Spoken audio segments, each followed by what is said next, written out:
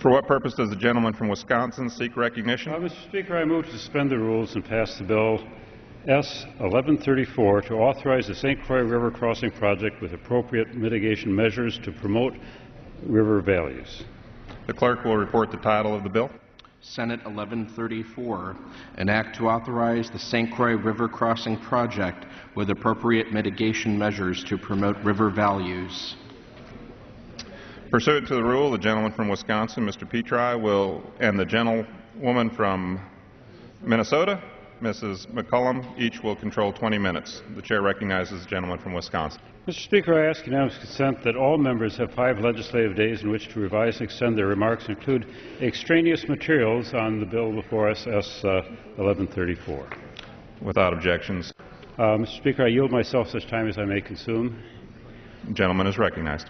Passage of this bill, which was adopted by the Senate earlier this year by unanimous consent, will remove the last remaining roadblock to construction of a new bridge over the St. Croix River, a bridge that has been identified for replacement by the states of Wisconsin and Minnesota for nearly 60 years, and a project that has actively been worked on for more than 30 years. Support for this new bridge is bipartisan and bicameral. The governors of Wisconsin and Minnesota support it. The entire Senate delegations from the 2 states support it. With few exceptions, the members of the House delegations from Minnesota and Wisconsin support it. We just need this final action in order to finally proceed with the bridge. The longer we delay, the more unsafe the current lift bridge becomes, congestion continues to worsen, and costs just continue to rise. It's time to end the gridlock. I urge passage of the bill, and I reserve the balance of my time. Gentleman reserves. The gentlelady from Minnesota is recognized. Mr. Speaker, I claim as much time as I may consume. Mr. Speaker, the bill before the House today, S. 1134, is a controversial bill that represents wasteful government spending, bad transportation policy, and bad environmental policy. A new bridge across the protected St. Croix River between my state of Minnesota and Wisconsin needs to be built. The aging Stillwater Lift Bridge needs to be replaced, and everyone agrees on that. But I support a more affordable and more appropriately scaled replacement bridge. This bill is controversial because it does much more than authorize a replacement bridge. This bill mandates construction of an exotic and massive extradose-style some 219 feet above the St. Croix River at a cost of $700 million for only 18,000 cars per day. This $700 million extradose, Mr. Speaker, the House is not in order. In order. This $700 million extradose mega bridge will connect Oak Park Heights, Minnesota, population 4,700, and Holton, Wisconsin, population 386. I quote from the St. Paul Pioneer Press, January 25, 2012, about Holton, Wisconsin, quote, "It is not big enough for a stop sign on its main street." Holton, Wisconsin may not have a stop sign, but Congress could give it a $700 million bridge. This bill is controversial because if you look at page 2, line 10 of the bill, you will see that the bill dictates the location of this $700 million mega bridge. And I quote from the bill, approximately 6 miles north of Interstate 94 crossing. In other words, this bill mandates a 65-mile-per-hour interstate freeway bridge connecting a town of 368 people and builds it only 6 miles from an existing interstate crossing on the same river. What would the Tea Party call an effective, efficient use of taxpayers' dollars? Would they call this that? The fiscal watchdog group, Taxpayers for Common Sense, calls the bill, and I quote from them, a massive, intrusive misuse of taxpayer money. In a letter to Congress opposing this bill, the Taxpayers for Common Sense said, and I quote from them, in an era of trillion-dollar deficits and $15 trillion national debt, it is simply unacceptable to spend $700 million on a bridge to carry so few vehicles when an interstate bridge exists nearby. This bill is controversial because it is opposed by the Interior Department, which testified before the Senate Energy and National Resources Committee on July 28, 2011, opposing S. 1134. And I quote from the Director of the National Park Service when he stated, "The Department cannot support this legislation as the National Park Service is determined that the St. Croix River project would have a direct and adverse impact to the river, and these impacts cannot be mitigated." To be very clear, I asked Interior Secretary Salazar 2 weeks ago during an Interior Appropriations Subcommittee a direct question, and that was on February 16th, just this month. I asked, does the Interior Department still oppose S. 1134? Interior Salazar responded saying, quote, "Our position remains unchanged. A wild and scenic river is a wild and scenic river. The position of the Park Service was articulated a year ago as the position of the Department. We have, as you know, Congresswoman McCollum, met with the delegations from the two states, Secretary LaHood and I have offered to work with a group to see whether or not an alternative can be found." End of quote from Secretary Salazar. Unfortunately, despite opposition from the Interior Department and an offer to work on a compromise solution, Congress will now be voting on a $700 million mega bridge. This bill is controversial because it will directly result in a property tax increase for the residents of Oak Park Heights, Minnesota, a community in which Minnesota's new redistricting map places it in my new congressional district. According to a unanimously passed resolution by the Oak Park Heights City Council, the passage of S. 1134 by Congress will do this to the City of Oak Park Heights. And I quote from the City Council's resolution. Quote, "It will require an estimated $443 in annual property increases for the next 10 years to most city homeowners and business owners. A vote for S. 1134 will be a tax increase on Minnesotans. This bill is controversial because it puts Congress in the position of prioritizing spending of $700 million of taxpayers' money to replace one bridge, while Minnesota has more than 1,100 additionally structurally deficient bridges, far less costly, that all are in desperate need of repair or replacement. In fact, dozens of Minnesota state legislators wrote our delegation saying, and I quote, "We are united in our concerns that the current design of the bridge is far too expensive, particularly in light of much more cost-effective alternatives." Those state legislators, many from my congressional district, urged defeat of this legislation. Former Vice President and U.S. Senator Walter Mondale, an original sponsor of the Wild and Scenic River Act, opposes this bill, saying that the passage, and I quote from Vice President Mondale, "would be a profound mistake," and he urges a vote against the bill. This bill was even controversial in the Senate. Senator Jeff Bingham, the chairman of the Senate Committee on Energy and National Resources, Senator Mark Udall of Colorado, Senator Marie Cantwell of Washington opposed S. 1134, saying, quote, "In our opinion, waiving the protections of the Wild and Scenic Rivers Act for the Lower St. Croix is bad policy, and it sets a dangerous precedent." Here in the House, this bill is also controversial. It's controversial because this bill is an earmark, pure and simple. This bill designates a specific project in a specific location, and it mandates the construction of a $700 million Exodus bridge design. And it does that all through an exemption to federal law. Of course, earmarks are banned in the House, except when a bill comes to the floor on suspension of rules, and all the rules and points of order are waived, just like this one. This mega bridge was highlighted in the New York Times editorial. The editorial highlights my Minnesota colleague and mega bridge champion, Representative Bachmann, who has called for a redefinition of what an earmark is to accommodate, quote, "a bridge over a vital waterway," end of quote. And today, Congresswoman Bachmann has been successful in bringing this earmark to the floor. Now, it's not just me. My dear friend from Minneapolis, Mr. Ellison, and other House colleagues in the U.S. Department of Interior are opposing this $700 million bridge. The bill is also opposed by taxpayers for common sense. the Sierra Club, the National Parks Conservation Association, American Rivers, League of Conservation Voters, former Vice President Mondale, and a whole lot of Minnesotans who care deeply about fiscal responsibility, wise transportation investments, and responsible environmental conservation.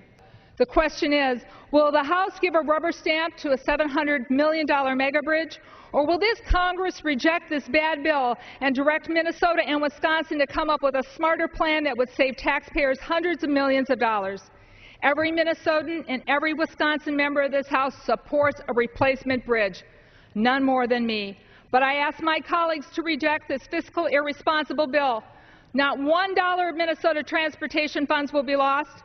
I have a Minnesota Department of Transportation document in my hand that outlines how hundreds of millions of dollars could be reprogrammed across our state, creating thousands of jobs and rebuilding roads and bridges in great need of repair. S. 1134 is a bad bill, and it should be defeated by Democrats and Republicans alike. Mr. Speaker, I reserve the balance of my time. Gentlelady reserved. Mr. Speaker, I yield such time as I yield 2 minutes to our colleague from the state of Washington, the Chairman of the Natural Resources Committee, Representative Doc Hastings. The gentleman from Washington is recognized for 2 minutes. Thank you, Mr. Speaker, and I thank the gentleman for yielding. As Chairman of the House Natural Resources Committee, which has partial jurisdiction on this bill, I support Senate Bill 1134. For over 2 decades, Wisconsin and Minnesota have been working on a plan to replace this bridge, which is over 80 years old. This two-state project has been delayed by lawsuit after lawsuit and with interference of federal bureaucrats. These nuisance lawsuits and bureaucratic attacks are all based on the fact that the bridge spans the St. Croix River, which was listed in 1972 under the Federal Wild and Scenic River Act. This bipartisan bill simply says that the wild and scenic label on this river under federal law cannot stop these states from building a safe new bridge. It's as simple as that. And in regards to earmarks, which is brought up by the gentlelady from Minnesota, this bill has been reviewed and is in compliance with the earmark definition in Clause 9 of Rule 21. The bill does not contain congressional earmarks, limited tax benefits, or limited tariff benefits. The bill is aimed at ensuring the Federal and Wild and Scenic River Act doesn't prevent a safer bridge from being built. It affects multiple states. So, Mr. Speaker, the people of Minnesota and Wisconsin have been waiting decades to build this project. Let's pass this bill and allow them to do so, and I thank the gentleman for yielding. I yield back my time. Gentleman yields back. Gentlelady from Minnesota. Could I please inquire as to how much time I have remaining? Gentlelady has 11.5 minutes remaining. Thank you. With that, I would yield 3.5 minutes to Mr. Ray Hall of West Virginia. The gentleman from West Virginia is recognized for 3 minutes. I thank the gentlelady for yielding. Mr. Speaker, I didn't quite know from which side to request time on this issue. You see, I am for legitimate, well-scrutinized, scrubbed, and screened earmarks. Now, unless the GOP leadership can convince me that this is not an earmark, then I will vote no on the bill. We should be here today debating a long-term surface transportation bill, a robust bill that would create jobs and keep our economy moving forward by rebuilding America and putting Americans to work. Rather, we are considering a bill that authorizes construction of a specific bridge between Minnesota and Wisconsin with an estimated total project cost of $574 million to $666 million, an earmark. Instead of openly acknowledging that this bill is a blatant earmark, the Republican leadership pretends that it is not one and quietly added it to the schedule less than 48 hours ago and has scheduled it for this post-sundown debate. Now, do not get me wrong. I'm not against earmarks. But let's be open, transparent, and honest with the American people. That's why earmarks got the bad name it did, because we were not open and transparent and honest with the American people. So if there's any doubt whether the bill that the House is now considering is an earmark, all you have to do is read the bill. Read the bill. It says may authorize and assist in the construction of a new extra-dose bridge crossing the St. Croix River approximately 6 miles north of the I-94 crossing," end quote. Then the bill goes on lines 21 through 23, page 2, section 3. It provides an offset. Guess where that offset comes from? Earmarks under the Safety Lieu, under a previous bill, is how the majority is using to fund this bill. That was our last transportation bill that took so much grief. It all sounds pretty specific to me. In fact, the bill even tells the states what kind of bridge to build. If it looks like a duck, swims like a duck, and quacks like a duck, by golly, it's probably a duck. This is an earmark.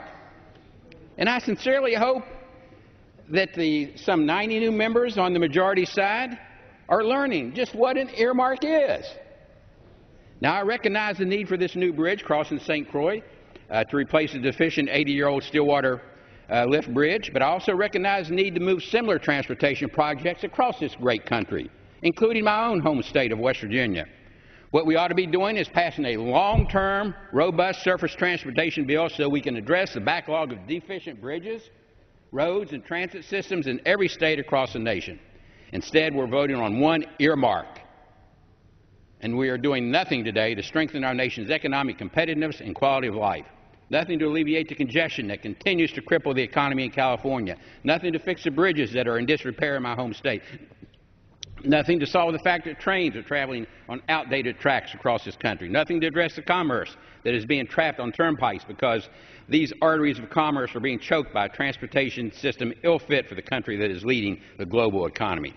Last November, Mr. Speaker, you announced that the House would take up the surface transportation bill by the end of the year.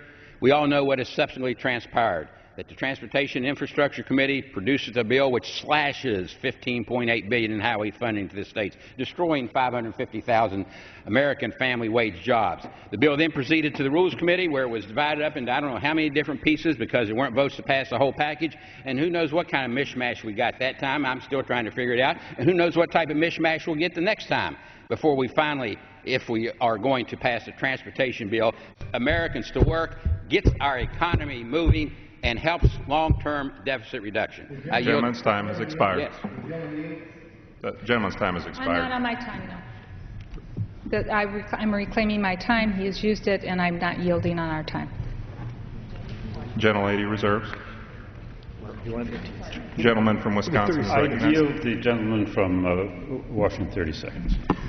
I thank the gentleman for you. With all due respect to my good friend and colleague from West Virginia, each person may have their own definition of an earmark, but we are governed by the definition of House rules, not the cavalier quacking of the duck standard. The bill has been reviewed and is compliance with the earmark definition in Clause 9 of House Rule 21. The bill does not contain congressional earmarks, and I know the gentleman has been very open about his support for earmarks. But we are governed by the rules of the House, and it does not. The quacking ducks comparison does not stand here, and I thank the gentleman for yielding and yield back. Just read the bill. That's all I was doing. Mr. Speaker, at this time, delighted with the bipartisan support for the measure before us, and yield 1 minute to my colleague from Wisconsin, Representative Baldwin. Gentlelady from Wisconsin is recognized for 1 minute. Thank you, Mr. Speaker. I rise today in strong support of the St. Croix River Crossing Project Authorization Act.